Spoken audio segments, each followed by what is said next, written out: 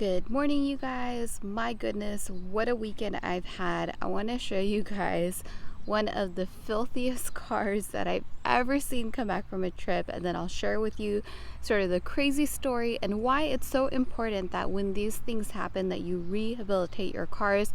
Make sure they're sparkling clean and get everything fixed, because while these incidents do happen, they're few and far between, but when they do happen, they could be really bad like this one is. So you want to make sure that you really take the extra time and get them back into tip-top shape so that they're good to go for the next rental. So let's take a look at the car first and then I'll tell you what happened. Okay, so this car was out on a trip for 20 plus days, and the sheer amount of ash that is in this car is insane. I've never seen a more filthy car. All this white stuff that you guys are seeing, this is not dirt.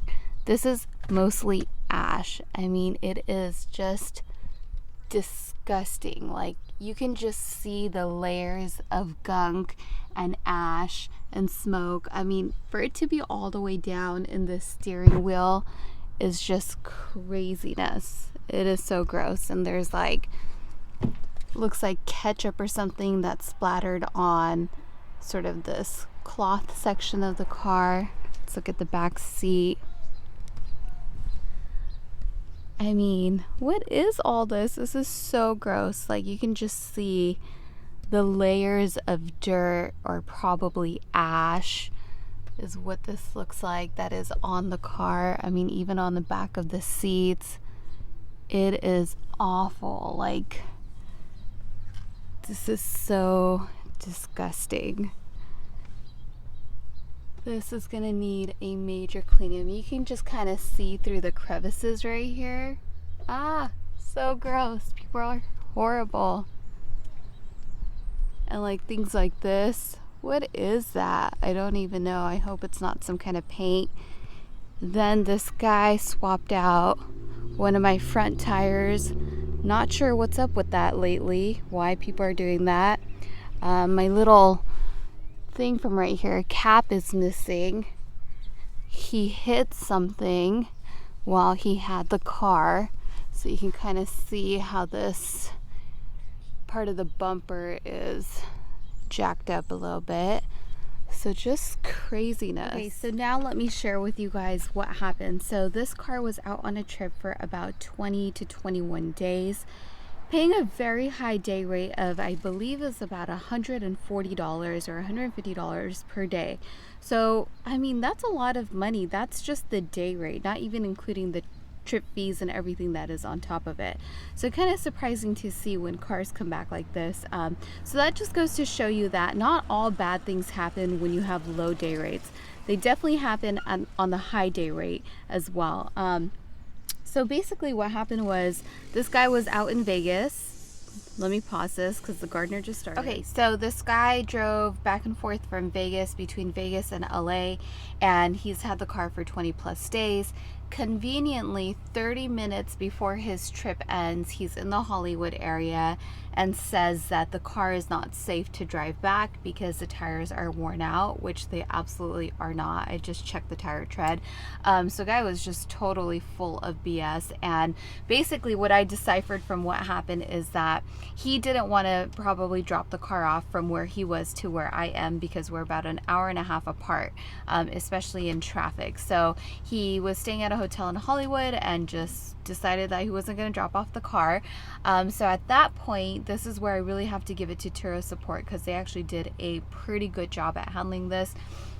I reported the late return, and then I told him, well, in the messages, you know, I wanted to document that, hey, you just like drove back from Vegas and didn't have any issues, and you've had the car for 20 plus days with zero complaints about anything, and all of a sudden 30 minutes before your trip ends, you know, you're sending me a message about how you can't drive the car back.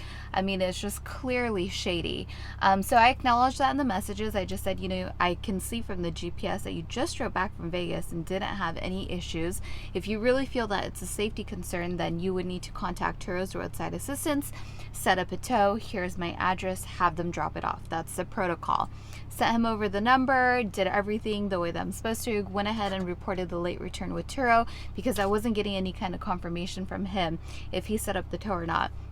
Well, a day goes by and still no word on setting up the tow. It's usually so easy to set up a tow. You just call Turo and they find you give them your address and drop off address, and boom, it's done.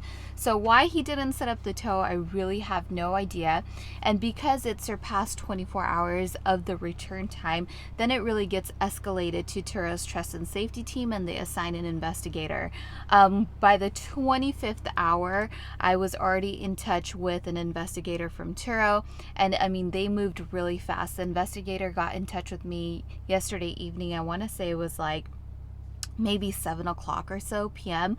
He got in touch with me, got the story. Of course, car has GPS tracking on it, so we knew exactly which hotel it was at in Hollywood.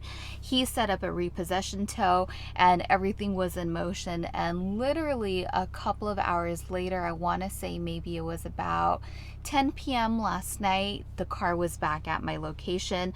I also have to give it to the tow truck driver. He was great, because at first the hotel was not releasing the vehicle, and he made sure that he got that car, and he did.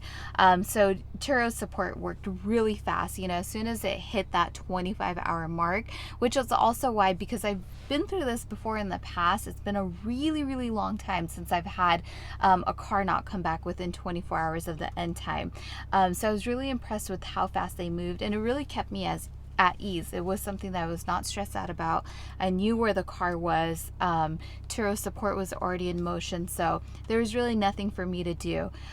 So that's kind of what happened there. Now, this renter, really bizarre, and here's also the weird thing about it. This guy has, I think, 5+ previous trips on the platform, all 5-star reviews. So I don't know if this is the one time where he decided just to be a horrible person and like destroy a car, or if the previous ratings are inaccurate, but it's just crazy, right? So this is why it's so important to leave reviews, not just ratings, but reviews describing your experience as a host with your guests, so that other hosts know what they are working with, and if they need to cancel a trip because a renter doesn't seem like they'd be a good person to rent to, you know, then they know, and they can avoid these situations and really taking that toll on your vehicles. So it's so important as a community that you come together and make sure that you put in that extra time and effort in, you know, leaving those reviews. So just crazy. And just to FYI, I did heavily disinfect this car before I got into it. It is so filthy, it's disgusting. So I'm headed to go get this washed. I'm gonna go get it checked out, get the claim submitted, get my reimbursement submitted. So this is gonna be kind of my project for the day.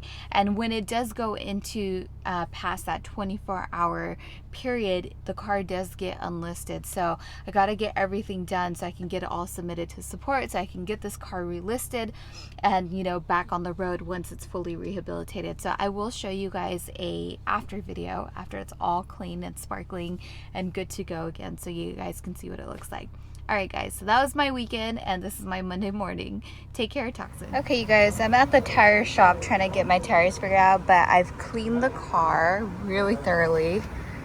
I mean, it was crazy. And what's crazy is that even after cleaning it in such detail, my seats are so messed up that I'm gonna have to professionally get this detailed to kind of bring it back to my standard. So I don't know what this stuff is right here.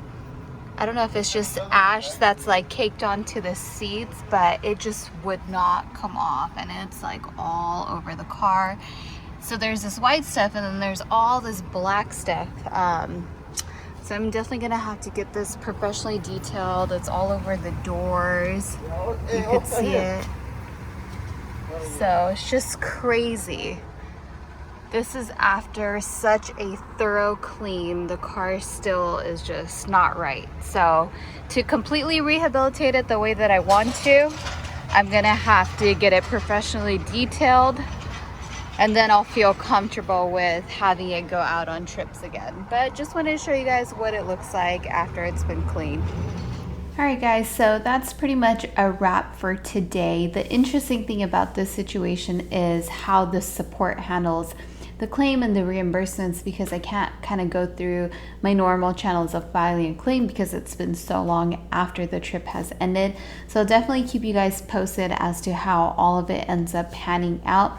Hopefully I can get it all resolved by tomorrow and get the car up and running. I'm getting it detailed tomorrow morning just to rehabilitate those seats, because I cannot have that car looking like that. So, you know, today was really one of those days where you work hard for your money. Southern California has been getting a heat wave, so it's been like 95 degrees here, and it's going to be like that for the next 2 weeks. So it's not exactly fun running around with all the cars when it's hot like this, but that's where it's like you put in the work for the money that you earn. So it always feels good at the end of the day when you know that you had a long, hard day and you put in the work and you know you got through it and you dealt with everything. So I'll keep you guys posted, but that's what happened to my BMW this past weekend. I don't know, some people are just not that bright. On that note, that's about it for me, guys. Have a great rest of your evening. I'll keep you guys posted and we'll talk soon. Bye, guys.